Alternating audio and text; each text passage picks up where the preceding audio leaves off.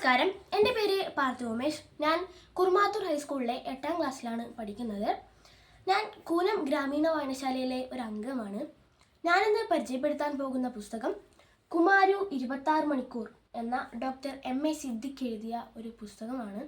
ഇതൊരു നോവലാണ്. ഈ നോവലിൽ കുമാരനാശാൻ്റെ ജീവിത കഥകളാണ് നോവലിസ്റ്റ് പങ്കുവയ്ക്കുന്നത്. നോവലിസ്റ്റിനെ പറ്റി പറയുകയാണെങ്കിൽ കൊല്ലം പട്ടാഴി സ്വദേശിയാണ് അദ്ദേഹം.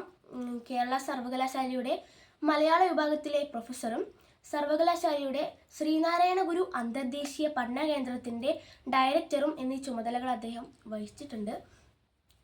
ഈ പുസ്തകത്തിൽ ആശാൻ്റെ മരണത്തിലേക്ക് നയിച്ച സംഭവങ്ങളെ അന്വേഷണാത്മകമായും ഭ്രമാത്മകമായും നോവലിസ്റ്റ് അവതരിപ്പിച്ചിരിക്കുകയാണ് ഈ പുസ്തകത്തിൽ.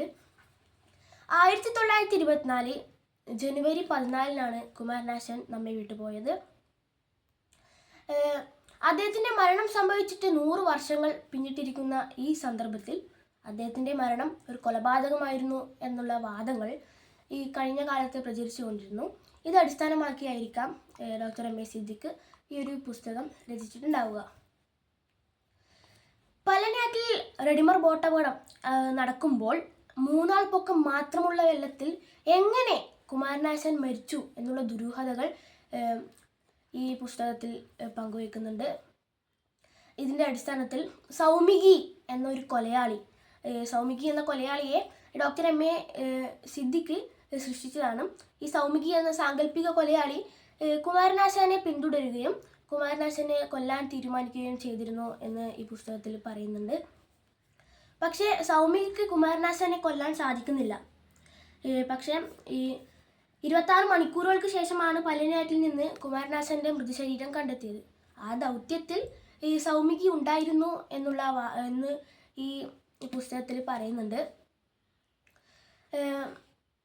സൗമികി അവസാനമായി പറയുന്നുണ്ട്, കൊല്ലുക എന്നത് എൻ്റെ ഒരു ജീവിതാഗ്രഹമൊന്നുമല്ല, എൻ്റെ നിവർത്തികേട് കൊണ്ട് ഞാനങ്ങനെ ചെയ്യുന്നതാണ് എന്ന് സൗമികി പറയുന്നുണ്ട്. കവി സങ്കടത്തോടുകൂടി ഒരു കാര്യം പറയുന്നുണ്ട് ഈ പുസ്തകത്തിൽ.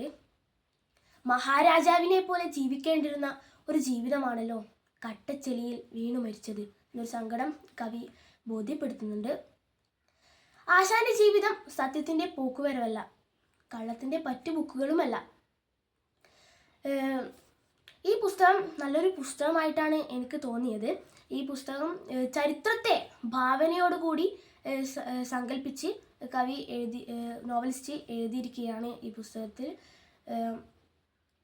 ഈ പുസ്തകം ഒരു ആഖ്യാനത്തിൻ്റെ മറുവായനയായിട്ടാണ് എനിക്ക് തോന്നിയത്. ഈ പുസ്തകം ഈ കുമാരനാശാനെ കൂടുതൽ മനസ്സിലാക്കാനുള്ള ഒരു നവനാസിക ആയിട്ടാണ് എനിക്ക് ഈ പുസ്തകത്തെ തോന്നിയത്. അതുകൊണ്ട് തന്നെ എല്ലാവരും ഈ പുസ്തകം വായിക്കണം.